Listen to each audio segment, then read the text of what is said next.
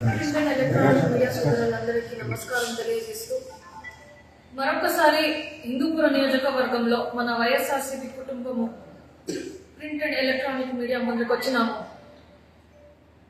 ముందుగా నేను కూటమి ప్రభుత్వాన్ని ఈరోజు ఒక విషయం తెలియజేస్తున్నాను. వాళ్ళకి మద్యం స్కీమ్ అనేది ఈరోజు వాళ్ళు చాలా విజయవంతంగా అన్ని చోట్ల తీసుకొచ్చినారు. విజయవంతమైంది. ఈరోజు దాన్ని ఎలా ఫలితాలు ఇస్తున్నాయని మేము మన హిందూపుర నియోజకవర్గంలో నిన్న మధ్యాహ్నం నుంచి చూస్తున్నాము. ఏమిటంటే ఒక సంఘటన జరిగింది అనమాట.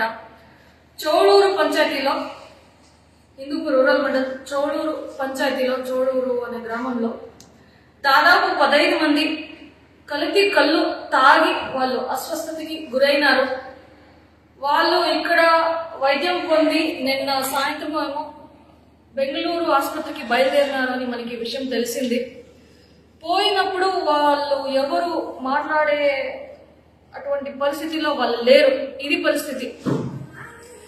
దీనికి ముందు కూడా చూసుకుంటే మన హిందూపుర నియోజకవర్గంలో మేము మద్యం పైన ఒక ప్రెస్ మీట్ అనేది పెట్టినాము. అప్పుడు కూడా మేము చెప్తున్నాము, లైసెన్స్ లేకుండా ఉండే షాపులు ఎక్కువ ఉన్నాయి, కల్తీ మందులు ఎక్కువ ఉన్నాయి, ధరలు కూడా ఎక్కువ, 10 రూపాయలు 20 రూపాయలు ఒక బాటిల్ పైన ఎక్కువ తీసుకుంటున్నారు. ఇదే కాకుండా ఈ నెల అక్టోబర్ 13వ తారీఖు కూడా మేము కల్తీ మందుల పైన ఒక ధర్నా చేసి ఎక్సైజ్ డిపార్ట్మెంట్ వాళ్ళకి రిక్విజిషన్ లెటర్ ఇచ్చి వచ్చినాం. ఏదైతే కల్తీ మందులు ఉన్నాయో అవన్నీ మీరు సీజ్ చేయాలని. ఈరోజు ప్రాణాలు పోగొట్టుకునే పరిస్థితి కూడా వచ్చింది హిందూపుర నియోజకవర్గంలో. దీన్ని ఖండిస్తూ ఇది ఎక్కువైతే గాన ప్రతి ఒక్కరూ రోడ్డుపైకి ఎక్కి వచ్చి మేమందరం ప్రజల పట్ల నిలబడి పోరాడతామని తెలియజేస్తూ కూటమి ప్రభుత్వానికి మేము హెచ్చరిస్తున్నాం. దీన్ని మీరు అరికడితే బాగుంటుంది, లేకుండా ఉంటే ప్రజలందరూ మీకు వ్యతిరేకత తెలుపుతూ వాళ్ళకి మేము ప్రజలకి మద్దతిస్తూ రోడ్డుపైకి ఎక్కి మీకు బుద్ధి చెప్పాల్సిన రోజు వస్తుంది. నేను కూటమి ప్రభుత్వాన్ని హెచ్చరిస్తాను.